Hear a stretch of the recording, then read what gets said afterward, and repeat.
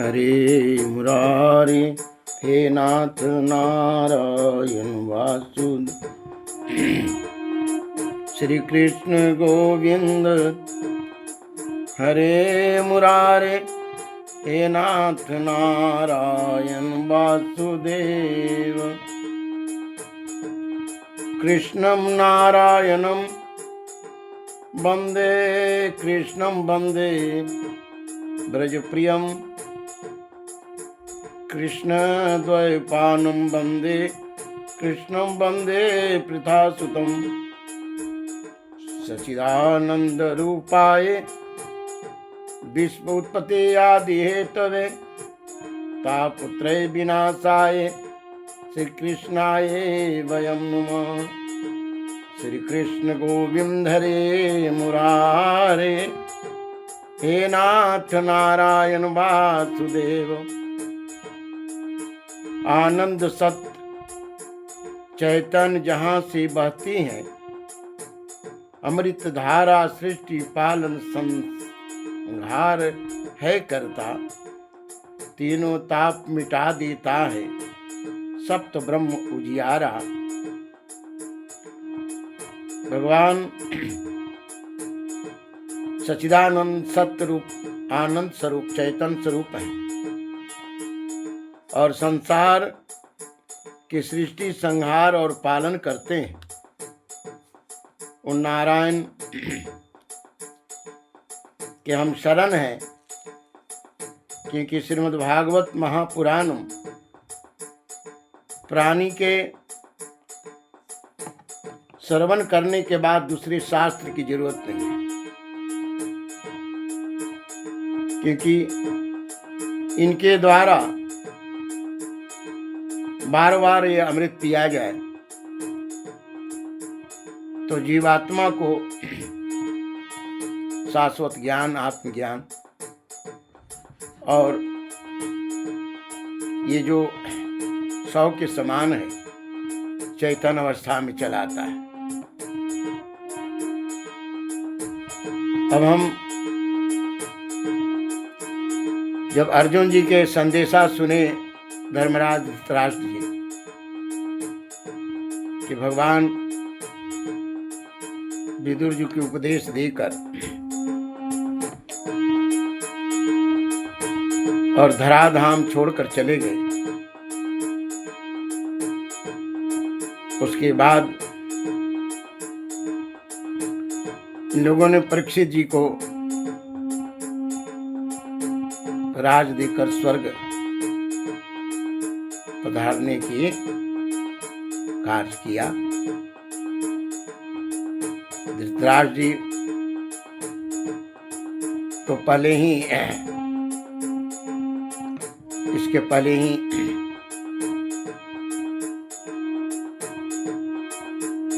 सत्संग सुनकर आप विदुर जी के उपदेश सुनकर विरक्त हो गए थे। जब राज काज परीक्षित जी को दे दिए, तब परीक्षित जी महाराज कैसे राज कर रहे हैं इसके बारे में ही हम चिंतन कर रहे हैं। और जो भगवान की इच्छा सिर्फ मेरे मन में जो बुद्धि आएगी, क्योंकि बिना भगवत इच्छा के हम अच्छे शब्द भी नहीं उच्चारण कर सकते। अति कृपा जिस पर हो उसी वाणी के द्वारा परमात्मा उस शब्द पर बैठ जाता है। ततः परीक्षित दिगे तथा परीक्षित द्विज वरीय शिक्षाए मही महा भागवतः सह यथा ही सत्याम अभिजात के कोविदः समादिशं नुं विप्र महत्गुण अस्तथा। कहते परीक्षित जी महाराज के बारे में कहते हैं, सूत जी कह रहे हैं कि हे सौनक जी, पांडवों के महाप्रयाण के पश्चात भगवान के परम भक्त राजा परीक्षित श्रेष्ठ ब्राह्मणों की शिक्षा के अनुसार पृथ्वी का शासन करने लगे। उनके जन्म के समय में यथोचित ज्योतिषों ने उनके संबंध में जो कुछ कहा था, वास्तव में सभी महान गुण उनमें विद्यमान था।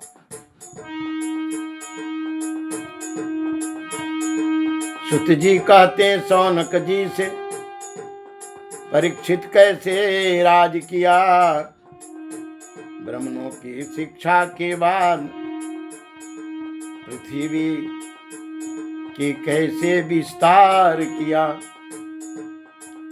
सभी महान गुणों में था श्री कृष्ण भक्ति, सभी महान गुणों में था श्री कृष्ण भक्ति भी थी। उत्तर की पुत्री से जन्मजय का जन्म हुआ, 3 अश्वमेध जग किया गंगा के तट पर हैं। दिग्विजय समय देखा राजा के भेष में कलयुग है, बैल के जोड़ों को मूर्ख ठोकर बलपूर्वक मार रहा है। 4 पुत्र थे उत्तर के कृपाचार्य, आचार्य बने। सौनक जी पूछे,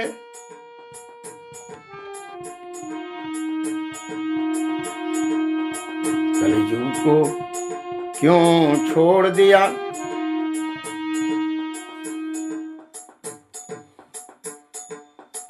सौनक जी पूछे सुत जी से, कलयुग को क्यों छोड़ दिया। गाय को हैला तुम्हारा अधम शूद्र क्यों छोड़ा है। श्री कृष्ण लीला के बाहर कथा व्यर्थ का ही सुनना है। व्यर्थ में आयु नष्ट होती है, बाहर की बातों में। जंगल के राज जब परीक्षित यहाँ पर करते थे, कहते कि सुत जी कहते सौनक जी, परीक्षित कैसे राज कर।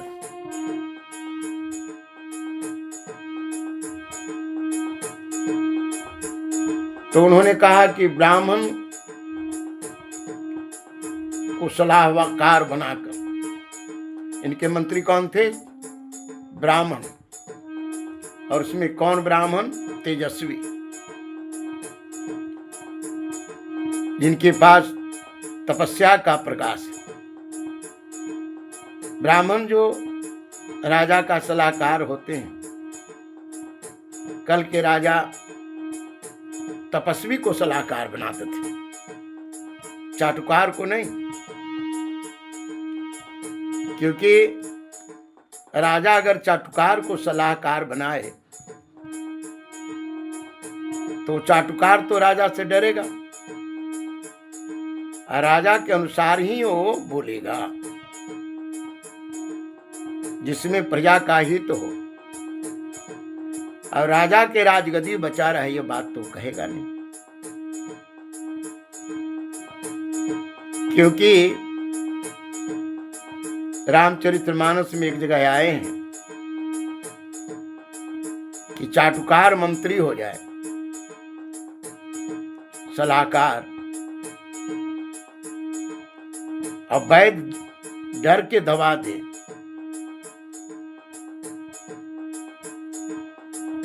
ये सब राजधर्म और शरीर इन सबको नाश कर देते हैं। तो धर्मात्मा राजा होते थे, इसलिए अपने के यहां तपस्वी सलाहकार रखते थे। भले वो कम पढ़े हों, लेकिन उनके जो ज्ञान है उसमें दूरदर्शिता है। भगवान के भक्ति तो कृष्ण जी में, परीक्षित जी में भरा ही था। अगर कोई कथा सुनाता तो उसे भर भर कर दान देते। 4 पुत्र हुए, जिनमें जन्मेजय प्रधान हुए। यज्ञ कराया अश्वमेध जब 3 बार। और जब दिग्विजय के समय में ही उन्होंने देखा कि कलयुग जो है काले कपड़ा पहनकर एक गाय और बैल के जोड़ी को डंडा मारते चला जा रहा है। और उस समय बैल जो है चारों ओर दिखता है, हकड़ में गाय भी, दोनों के गोबर गिरते जा रहे हैं, मल विष्टा करते जा रहे हैं और देख रही हैं कोई तो रक्षा करे।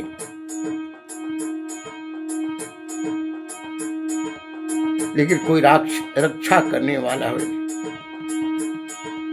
उस समय कौन थे? परीक्षित। परीक्षित का एक अर्थ होता है जिनकी अपनी इच्छा नहीं हो, प्रारब्ध परमात्मा की इच्छा से चलते। परीक्षित जी ऐसा भक्त थे भगवान।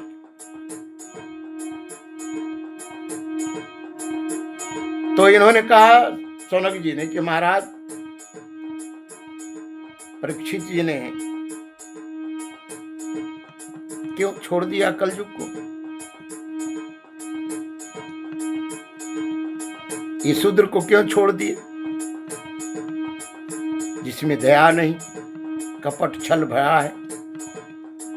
चाहे किसी जाति का हो, वो निर्दयी है, दया नहीं, कपट भरा है, प्रजा से, समाज से, प्रकृति से खिलवाड़ करता है। शूद्र ही तो है। क्षुद्र महावृष्टि भई, जिमी थोड़े दन खल तराई। क्षुद्र नदी भरी चली तुराई। नदियां जो उथर नदियां है ना, भर जाने के बाद बीड़ा तोड़ करके इतरा कर चलती है कि मैं तो बहुत जल लिया। जिनके पास नया धन, नया विद्या, नया संस्कार, नया सब चीज मिले हैं ना, इसी प्रकार वो छन छन रंग बदलते रहते हैं। समझिए कि वो कलयुग उन पर पूरा व्याप्त है। इन्होंने पूछा महाराज क्यों नहीं मारे? बाहर की कथा सुनने से क्या फायदा, समय बर्बाद करने से कृष्ण लीला सुन। तो इन्होंने कहा कृष्ण लीला में ही है। मनुष्य गुण और अवगुण दोनों को जब तक न जाने तब तक यथार्थ स्थिति में नहीं आता। श्री कृष्ण लीला कि बाहर कथा व्यर्थ का सुनना है। व्यर्थ में आयु नष्ट होती है बाहर की बातों में। बाहर की बातें व्यर्थ की आयु को नष्ट करती।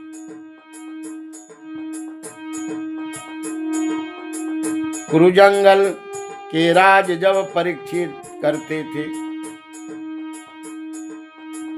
जब परीक्षित जी राज करते थे, उसी समय कलयुग आया।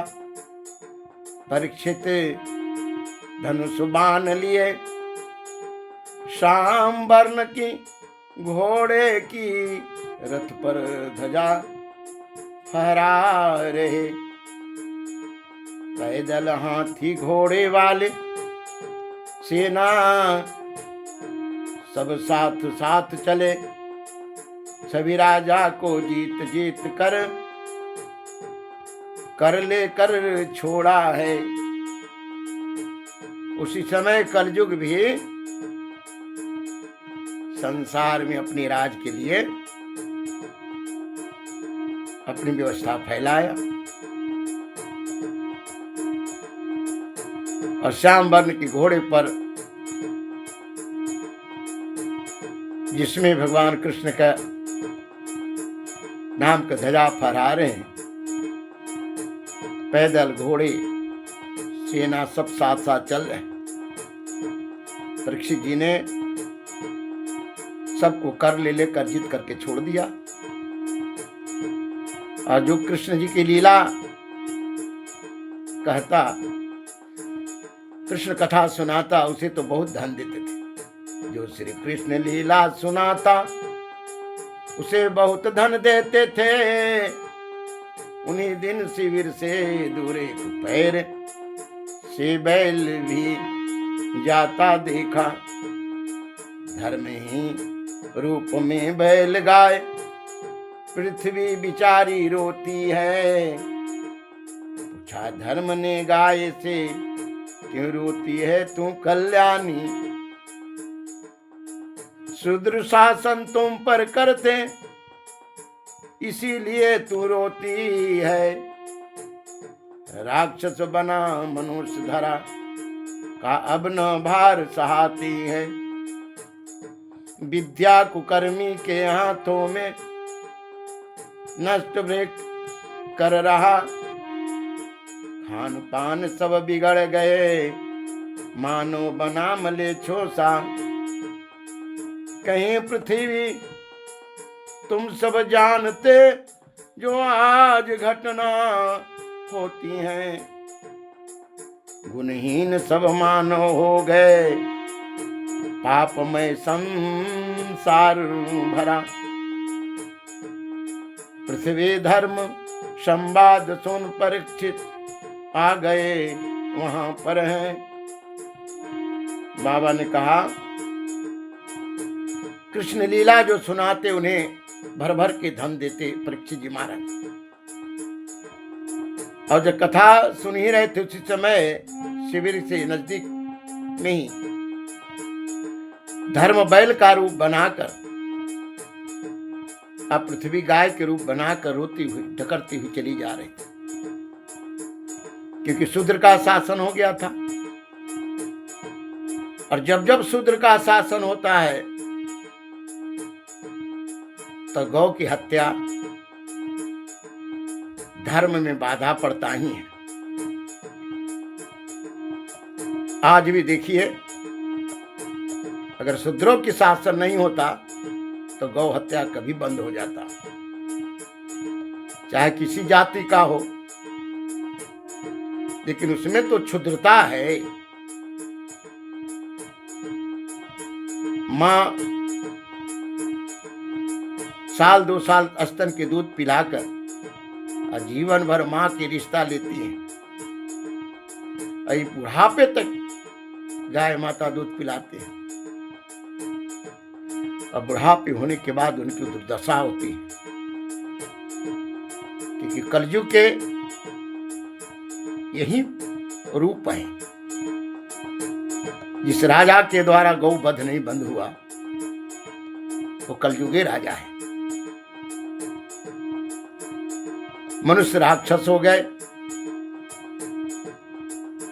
शूद्र के शासन हो गए, इसलिए धरती रोती है। और विद्या जो है ना, वो कर्मियों के हाथ में चल गया। कल गुरुकुल में वेद शास्त्र पुराण सत्कर्म कैसे जीवन परमात्मा के स्वरूप सत्कर्म शिष्यों में भरा जाता था। कल जो हमारे सदगुरु थे, उनका लक्ष्य था मनुष्य मात्र को ईश्वर की प्राप्ति हो, बंधन मुक्त हो, आत्मज्ञानी हो। लेकिन आज जो है विद्या पैसा के लिए, इसका रूप बदल गए। गुरुकुल तो रह नहीं गए। 1 लाख महीना लेता है, 50,000 महीना से तो कम नहीं, ऊपर में ही लेता हो। लेकिन कितने गुरु का रूप ले लिए, मास्टर। मास्टर यानी मास के महीना लो, अटर जाओ। अब तो जिनके यहाँ बच्चे हैं, पढ़ाना है, वो बेचारे अगर कम आमदनी वाले हैं, उनके बच्चा तो पढ़ता नहीं। और नेताजी को फुर्सत नहीं कि स्कूल में पढ़ाई होता है कि नहीं, दिखावा खाली है। क्योंकि जितने मास्टर हैं उसमें आधा से ज्यादा पैरविकार हैं, तो इनके पर सरकार का शासन तो चलेगा नहीं। ये विद्या है भी नहीं, क्योंकि वह तो सिर्फ डिग्री पैसा से खरीदे हैं, चोरी से। तो उनके पास विद्या भी नहीं, तो पढ़ाएंगे क्या? तो पढ़ाने की तो प्रवृत्ति है नहीं। अपने भी गुरुकुल पढ़े नहीं, इसलिए उनके अंदर श्रद्धा जगी नहीं। तो विद्या कुकर्मी के हाथों में न, विद्या चल गए कुकर्मियों के हाथ। खान पान मनुष्य का बिगड़ गया, इसलिए मनुष्य मलेच्छ सा हो गया है। खान पान का प्रभाव पड़ता है मनुष्य पर। शराब पिएगा उसको तो नशा होगा ना जी, और दूध पिएगा, गाय की दूध, उसकी बुद्धि तो तीव्र होगी नहीं। ये गौ माता से धर्ममूर्ति बैल कह रहे थे, तुम इसीलिए रो रही हो क्या कि विद्या को कर्मियों के हाथ में चले गए, मनुष्य राक्षस हो गया है, शूद्र के शासन हो गए, खान पान बिगड़ गए। आज जो पृथ्वी पर घटना घट रही है, 1 लाख वेतन मिलता है लेकिन घूस चाहिए। गुणहीन मनुष्य हो गया है, पाप से भर गए। भाई जब तुमको 1 लाख का वेतन मिलता है तो घूस क्यों लोगे? उसी के लिए ना वेतन मिलता है। एक बात समझ लो भैया, हक के मजदूरी से ज्यादा जो मजदूरी लोग है ना, तो मनुष्य शरीर तो कैसों करके उल्टा पलट करके निकाल लोगे, लेकिन मनुष्य शरीर के बाद जिस शरीर में जाओगे तुमको जाना निश्चित है, क्योंकि हक से ज्यादा तुम पैसा लिए हो। तो ब्रह्म के यहाँ, परमात्मा के यहाँ क्या होता है कि प्रारब्ध से ज्यादा जो कोई लेता है ना, उसे दंड देना पड़ता है। क्योंकि देखने में चोरी तो तुम्हें नहीं लग रहा, तुमसे तो बड़ा होशियार और लोग कहेगा संसार बल के, तो बड़ा बहुत पैसा कमाता है, लेकिन तुम अपने प्रलोक बिगाड़ दिया। और जो प्रलोक बिगाड़ा तो तुम्हारा मनुष्य शरीर भी बिगड़ गए। अब जाओ रोड के कुत्ता बनो, गधा बन के ढो। वो गधावा जो ढो रहा है ना, कौन है?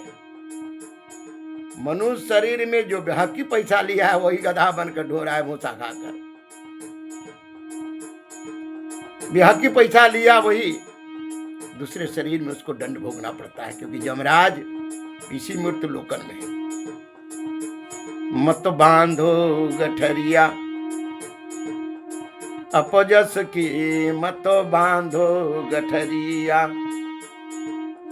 अपजस की, मत बांधो गठरिया। अपोजस की जी, अपोजस की, मत बांधो गठरिया। अपजस के मत बांधो गठरिया। सुत जी कहते सौनक जी से, सुत जी कहते सौनक जी से, परीक्ष देखा कलयुग को, राजा के भेषधार गाय बैल जोड़ी को मार रहा।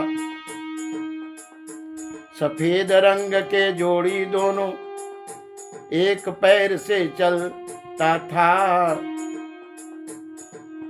भयभीत गाय धर्म बिचारा रंभारा। सुत जी कहते हैं परीक्षित जी ने कलयुग को देखा कि भेष तो राजा का है, लेकिन गाय और बैल के जोड़ी को बेरहमी से मार रहा है।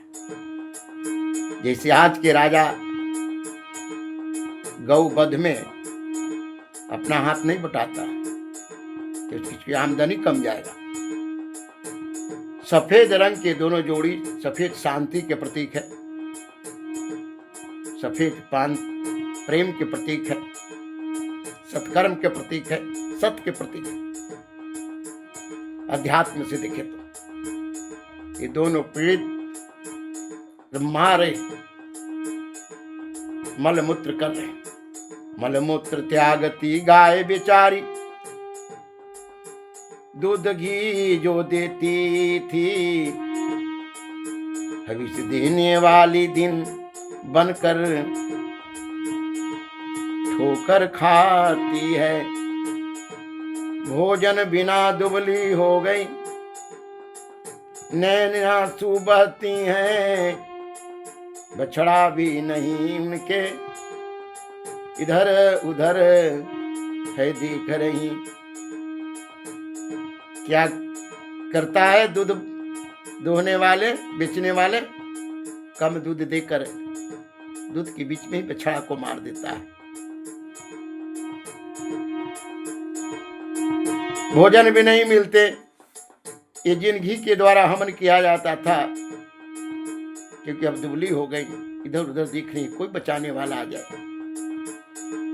उसी समय सोने के रथ पर बैठे परीक्षित, धनुष बाण हाथ लिए, अरे दुष्ट ठहरो जरा, गंभीर बानी ललकारा है। नट के भांति भेष बना राजा बनकर तू रहता है, बद कर दूंगा तुझको मैं अर्जुन के बाण, ख्याल नहीं एक पैर से चलने वाले आप कौन हैं कहिए। धेनु पुत्र अब न डरो, दुष्टों का दम कर दूंगा, मतलबी राजा का कृति आयु राजनाश हो जाते हैं। उसी समय सोने के रथ पर चढ़े हुए धनुष बाण लिए परीक्षित जी महाराज, ठहरो दुष्ट ठहरो, ललकारते और कहा नट के भांति जैसे ड्रामा करने वाला अपना रूप बना लेता है ना, ये शूद्र राजा जो है ना, भेष तो बना लेगा बड़ा ईमानदार का, लेकिन वह ईमानदार अंदर से नहीं है। जो बोलता है वो करता ही नहीं। हमको एक बार याद है कि औरंगाबाद के मदनपुर क्षेत्र में एक बेरी गांव है और वहां मैं 11 दिन का हरे राम कीर्तन अखंड करवाते थे। और उसी समय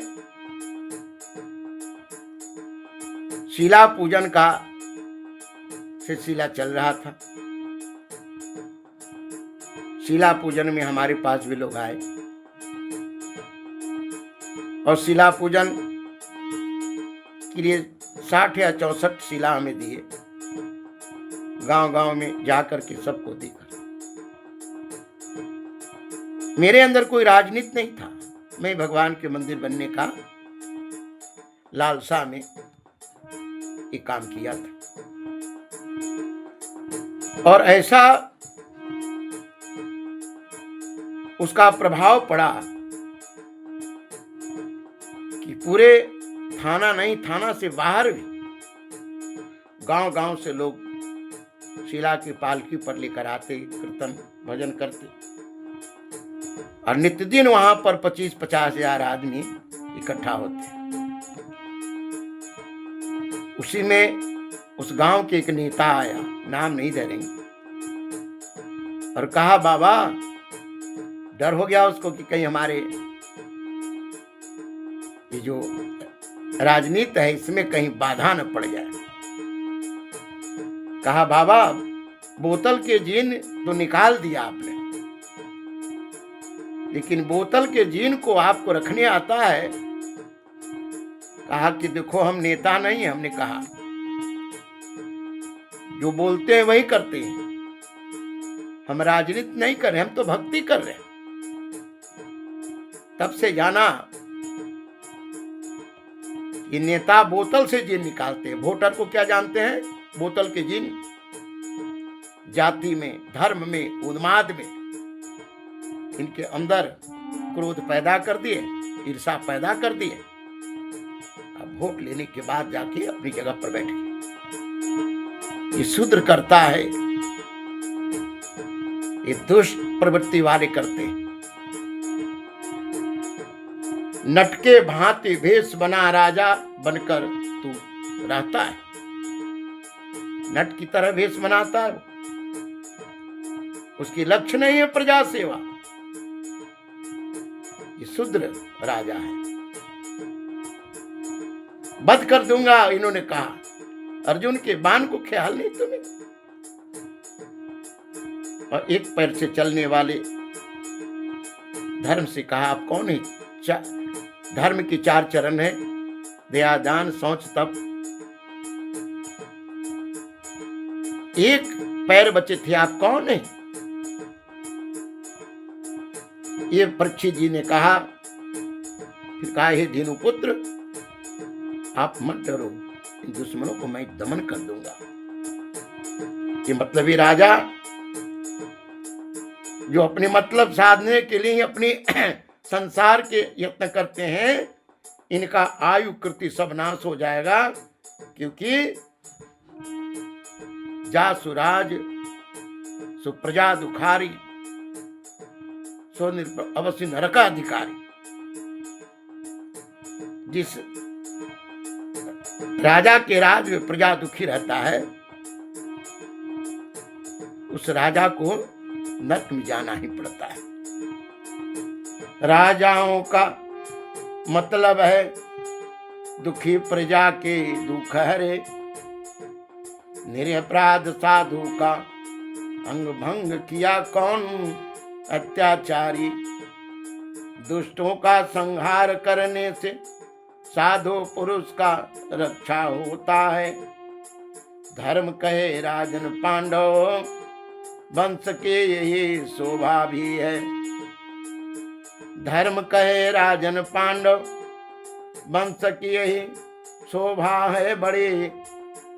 जिनके कुल में भक्ति के कारण श्री कृष्ण सारथी बने। शास्त्रों के भ्रमती बानी से पाखंड में आता प्राणी। जिनके कारण कलह कलेश उपजता, दुविधा में रहता। राजा ने ये कहते हुए उसे पकड़ने के लिए दौड़े कि राजा का मतलब है कि प्रजा के दुख को हरण करे। सूर्य की तरह सूर्य जल लेता है समुद्र से, और समय पर वह बारिश कर देता है। राजा उचित कर ले करके उस कर को प्रजा की रक्षा में फिर लगा देता है। ये निरपराध साधु सज्जन को अंग भंग कर दिया है। निरपराध साधु का अंग भंग किया कौन अत्याचारी। धर्म कौन है? बैल जो है धर्म के प्रतीक है। और सज्जन भी जो सद्मार्ग से चलते हैं, प्रेमी हैं, परमार्थी हैं, ये सज्जन भी धर्म के ही प्रतीक है। इनको अंग भंग करता है। अगर आपके यहां धर्माचार्य इन अन्यायों राजा के प्रति अगर विरोध करे तो इनको जेल में डाल देगा। सड़ते रहिए, यही तो कलयुग का है रूप। कल अपने शिकायत करने वाले को कल के राजा सलाहकार रखते थे, पुरस्कार देते थे अपनी कमी कहने वाले। लेकिन आज उनकी अगर कमी कहते हैं तो जेल में डाल देगा। धर्म ने कहा महाराज यही तो पांडव वंश का शोभा है, जिनके कुल में भक्ति के कारण भगवान कृष्ण सारथी बने। शास्त्र में ये भ्रमित वाणी के द्वारा पाखंड को बढ़ावा दिया गया। इन्हीं पाखंडवाद से लुप्त भय सदग्रंथ। जब कथा की यथार्थ नहीं सुनाया जाए, ये जो कथा 7 दिन में हम सब भागवत जी के सुनते हैं, तो मूल कहां सुनाते हैं आपको? बस नाच गाना ऑर्केस्ट्रा में फंसे रह जाते हैं। और जो इनके मूल तत्व है उन्हें कहानी कह करके निकल गए। उस कहानी का तत्व क्या है, इसलिए कहा गया, ये नहीं कह पाते। क्यों से कह पाएंगे भाई? ये व्यास जी महाराज कोई होटल के चाय और होटल के सिंघाड़ा खा करके थोड़े इस शब्द को उच्चारण किया है, लिखा है। ये स्नो पाउडर लगा करके, लिपस्टिक लगा करके थोड़े कथा कही है। ये बेल की पत्ती चबा करके, पानी में, जल में, अग्नि में तप करके, क्योंकि ब्रह्म तत्व का जो प्रकाश है ये भौतिक श्रृंगार के द्वारा नहीं दिया जा सकता।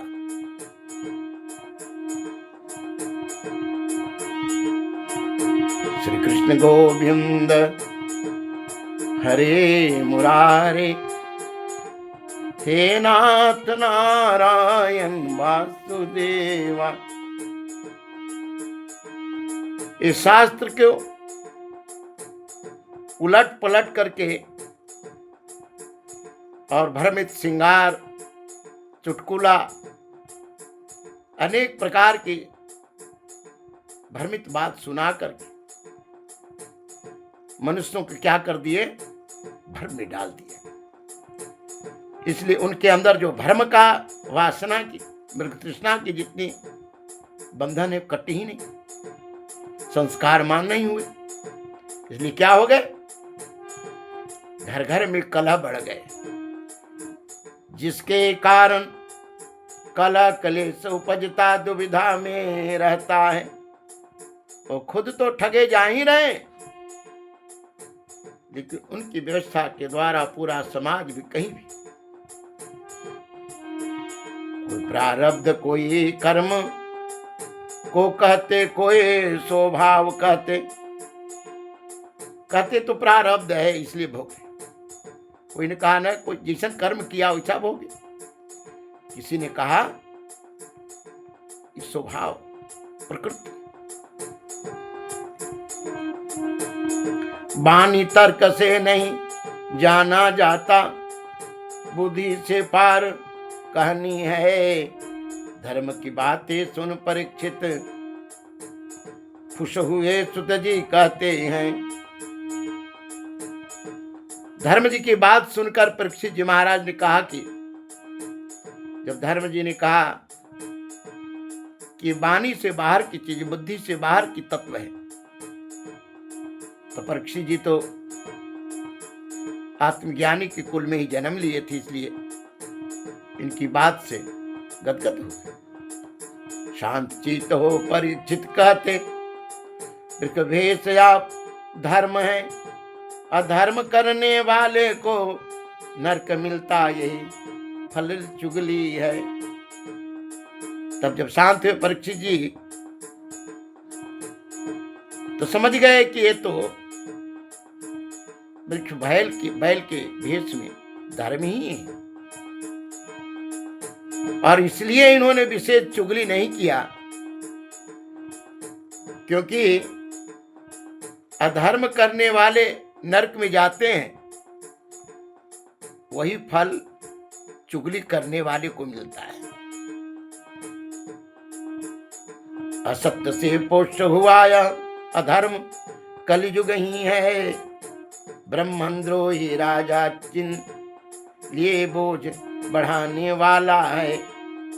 अभागनी बनी है पृथ्वी जो गाय रूप धर रोती है, तीक्ष्ण तलवार उठा परीक्षित कलियुग को पकड़ लिया। नकली भेष उतार कलियुग चरणों में आ गिरा है, शरण में आए कलियुग को देख हंसते हुए परीक्षित ने कहा, वह धर्म सहायक हो कलियुग मेरे राज में रहना ना। असत से पुष्ट हुआ, अधर्म कलियुग किससे पुष्ट हुआ? असत्य से। भोजन बेईमानी का हो, रहन सहन बेईमानी का हो, उशिष्ट भोजन हो,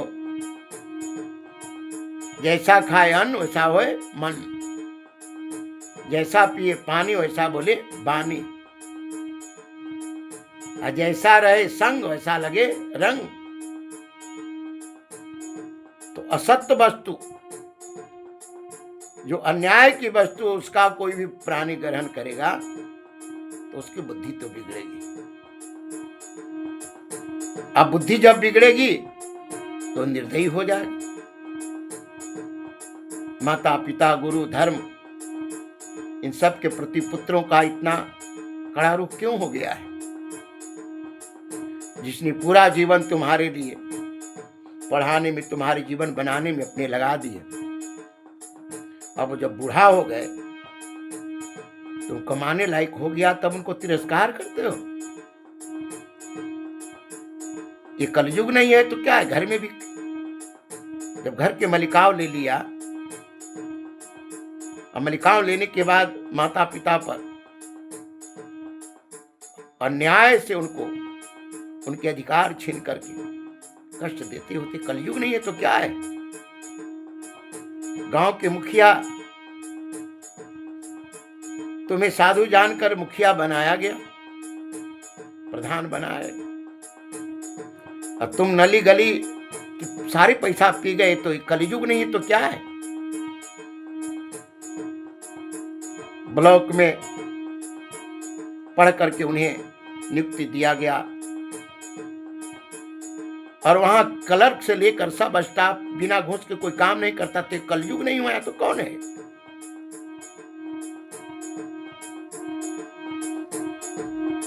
सारे के सारे नेता की जय जय कर रहे हैं, लेकिन कौन कर रहे हैं? जिनको शराब के द्वारा वोट मिलता है, पैसा के द्वारा वोट मिलता है। वो 5 करोड़ खर्च किया तो 10 करोड़ बनाएगा ही, तुम्हारा क्या देखे? तो राजा कलयुग नहीं तो क्या है? शास्त्र को पढ़कर रख देते, लेकिन वर्तमान वाले, क्योंकि वर्तमान समझे तब जब शास्त्र को समझ पाए। वर्तमान तो हमारे साथ दिखने में, सुनने में, हम में घटित होता है। बाबा कहा, ये ब्रह्मद्रोही राजा के भेष बना करके पृथ्वी का भार ही तो है। अभागनी ये पृथ्वी गाय बनी है, रोती है। आज तीक्ष्ण तलवार से कलयुग में मैं सर उतार दूंगा। नकली भेष उतार दिया, डर से असली भेष में आया। महाराज मैं राजा नहीं, मैं तो कलयुग हूं।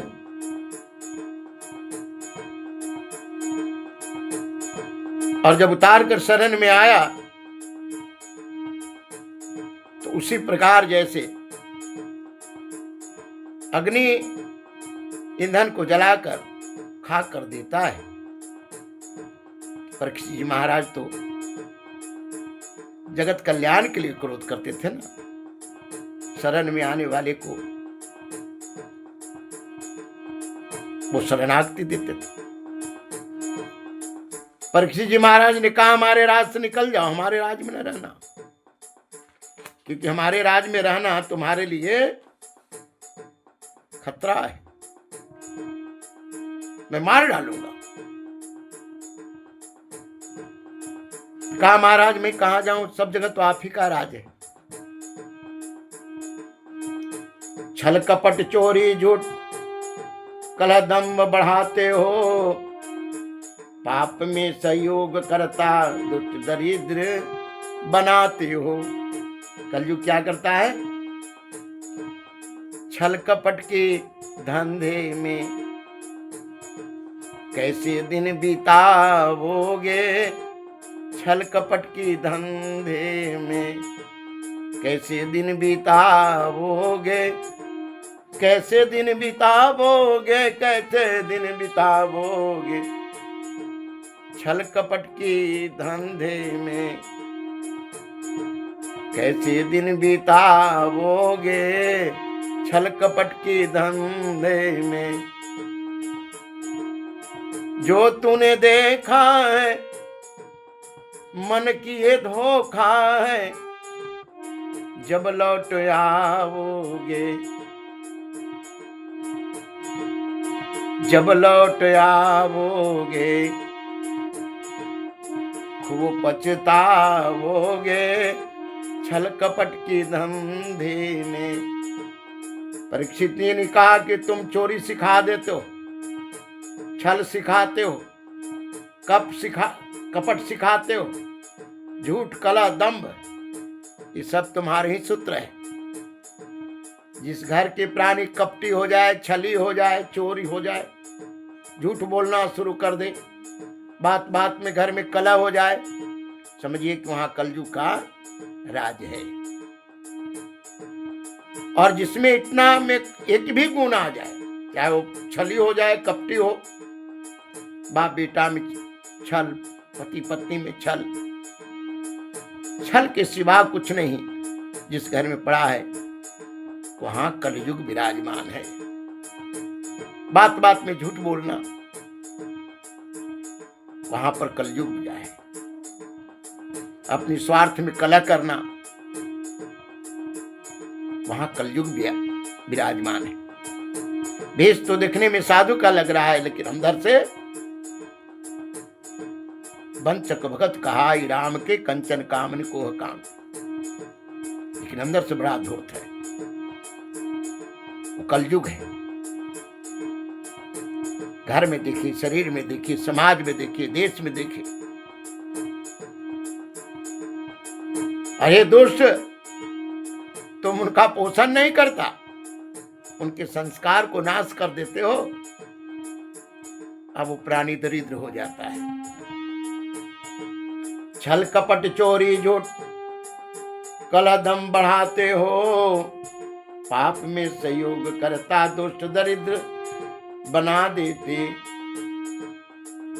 ब्रह्मवर्त में मत रहना, जहाँ सत्य हर क्षण रहता है। यज्ञ पुरुष श्री हरि की पूजा कथा नित्य होती है। सर्वयात्मा वायु की भांति एक रस जहाँ रहते हैं, भक्तों की कामना पूर्ण करते जो कन कन में बसते हैं। सिहर उठा कल जुग बानी से यमराज जैसे तलवार लिए, सिहर उठा कल जुग बानी से यमराज जैसे तलवारों से। सर्वभौम हमको भी रहने का कोई स्थान दीजिए, परीक्षित जी ने कहा कि ब्रह्मवर जहां पर भगवत कथा सत्य के प्रकाश यज्ञ संतों द्वारा नाम कीर्तन भक्ति होती है और वायु की तरह आत्मा हर जगह विराजमान है। कामना पूर्ण करते हैं कण कण में रहने वाले अब कलयुग का शरीर सिहर गए। परीक्षित जी कैसे नजर आए? यमराज की तरह तलवार लिए मार डालूं। कलयुग कहता है कि महाराज हे सार्वभौम, मैं कहां जाऊं? सब जगह तो आप ही के स्थान, कोई रहने का स्थान दीजिए। सार्वभौम हमको भी रहने का कोई स्थान दीजिए। धूत मदपान स्त्री संग हिंसा असत स्थान दिया। मदयाल से निर्दयता 4 प्रकार निवास मिला। सुवर्ण धन एक और मांगा, सत्पुरुष सावधान रहे। धार्मिक राजा धर्म गुरु नेता रहे सावधानी से। सोच तपस्या दया जोड़ ये धर्म के चरणों को। चक्रवर्ती सौभाग्य लिए ऐसे रहते परीक्षित हैं। अभिमन्यु नंदन परीक्षित जगदीक्षित हुए। कहा महाराज मैं कहाँ रहूं कलयुग, कुछ रहने का स्थान दे दीजिए जहां से आपको कोई मतलब नहीं। तो परीक्षित जी ने कहा कि एक काम है, जुआ, मदिरा पान और स्त्री। कौन स्त्री? प्राय स्त्री। अपने वैदिक धर्म से, तो गीता जी में भगवान कहते हैं कि वैदिक धर्म से जो संतान उत्पत्ति के लिए शादी किया गया है वो तो पत्नी धर्मयुक्त मेरा ही स्वरूप। लेकिन उसमें भी नारी में कठपुतली बनकर, क्योंकि ऋतु के अनुसार संतान के लिए ही पति पत्नी का संयोग जुड़ना चाहिए। अगर रोज उसका संयोग जुटता है मैथुन क्रिया के लिए, तो अपनी माथे पर मृत्यु का मुरीठा बांध ले। यूं तो साल भर पर, नहीं तो 6 महीना, नहीं तो 1 महीना में एक बार, अगर उसकी मन न माने तो। नहीं तो संतान उत्पत्ति के लिए ही किया जाता है। तो क्या मांगा? स्त्री संग। ये रोज स्त्री पुरुष एक साथ सोकर जो वासना को तृप्त करते हैं, वही तो माता पिता को तिरस्कार करते हैं, क्योंकि बुद्धि तो भ्रष्ट हो गई उनकी। वही तो धर्म को तिरस्कार करते हैं, क्योंकि नारी विवश नर सकल गोसाई नाचई नट मरकट की नाय। ये बंदरों की तरह मरकट रहा है, नाच रहा है संसार। बाबा ने कहा हिंसा, झूठ, ये सब कलयुग के स्थान है। मद अभिमान में निर्दयता, ये 4 प्रकार के निवास स्थान दिए। तो कलयुग ने कहा सरकार एक जगह और दे दीजिए। क्या? सोना, धन। सोना का दूसरा अर्थ होता है जो भौतिक वस्तु की प्राप्ति के बाद प्रमाद में सोता। तो सोना में भी कलयुग, जिसके पास अपने पास जो धन है, सोना का मतलब सोने, सोना का अर्थ होता है प्रमाद में भी सोना, अहंकार में भी सोना, ज्ञान में भी सोना, मैं बड़ा भक्त हूं इसके लिए मैं भी सोना। तो जो बड़ा भक्ति का जिसके अंदर प्रमाद हो गए वो भी सोया हूं। सोना के मतलब एक वह चमकता सोना ही नहीं है। इसलिए तो हम कथा को, या तो हमारे अंदर वो अवगुण पड़ा है इसलिए हम उसको कहना नहीं चाहते हैं कि हमारे वो लोग दिखना शुरू कर देगा, या तो हम समझते नहीं। और ऐसे जो धन के पीछे पड़कर धर्म में प्रमादी हो गए, ये भी कलयुग का स्थान है।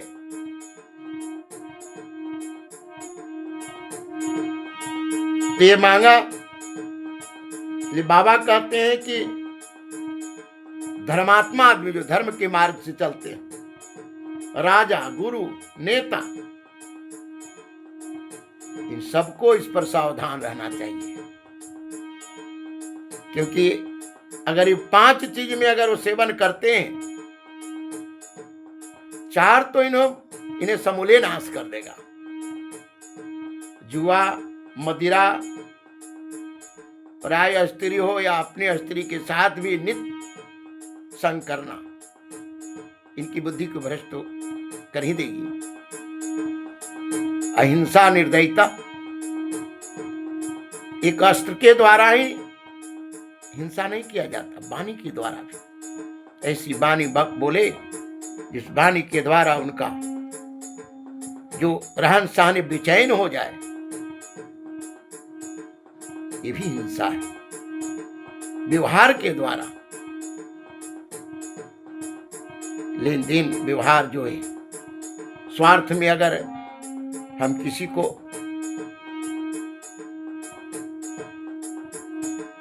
एक प्रकार की आत्मा को मैंने उनको कष्ट दिया, ये भी हिंसा है। शौच, तपस्या, दया, दान के धर्म के चरण से चल रहे थे, दाने चला रहा था। शौच यानी पवित्र होना अंदर से बाहर से। तपस्या करना, तपस्या 3 प्रकार के, दया, दान, शौच नहीं। तपस्या मन तप, शरीर तप और वाणी तप। मन तप कहते हैं जो मन के संकल्प विकल्प से निकल गए। बोर्ड लगा है मौनी बाबा के हैं, स्लेट लेकर दिन भर लिखते ही रहते हैं। मने जब आपका बस में नहीं है तो मौनी बाबा काहे का? दिन भर तो आपका मन लिखते रहता है, ये लकड़ी नहीं है तो फलाना नहीं है, तो मौनी बाबा काहे का? अरे मौनी बाबा तो है जो मन के जो विकार है, मन की चंचलता, उसको नाश करके अपने आप में, तब मन तप। वाणी तप, शास्त्र को अध्ययन करना, कीर्तन करना, कथा सुनना, सुनाना ही वाणी तप। और शरीर तप, शरीर में विकार हो तो तप करके इसको शोधन करे नारी की, ये तपस्या है। दया, क्योंकि अगर आप सामर्थ्यवान हैं या नहीं है और हमारी मदद की किसी की जरूरत है तो उसके प्रति हमारी अपनी रोटी भी बन सके तो उसके द्वारा लगा सको तो बाग लगाओ, आग लगाना मत सीखो। बढ़ा सको तो प्रेम बढ़ाओ, बैर बढ़ाना मत सीखो। लगा सको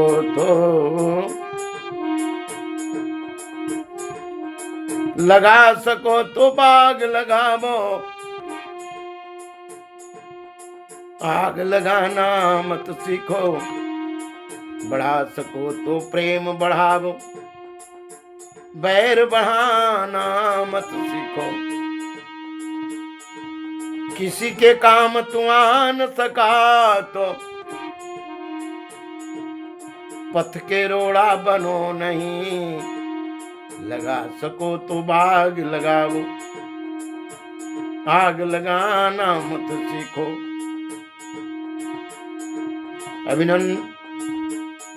अभिमन्यु नंदन परीक्षित जी यज्ञ के लिए दीक्षित हुए।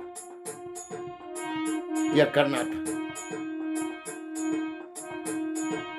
तपस्या करके जब कलयुग को दमन कर दिया था। श्री कृष्ण गोविंद हरे मुरारे, हे नाथ नारायण वासुदेव। श्री कृष्ण गोविंद हरे मुरारे, हे नाथ नारायण वासुदेव।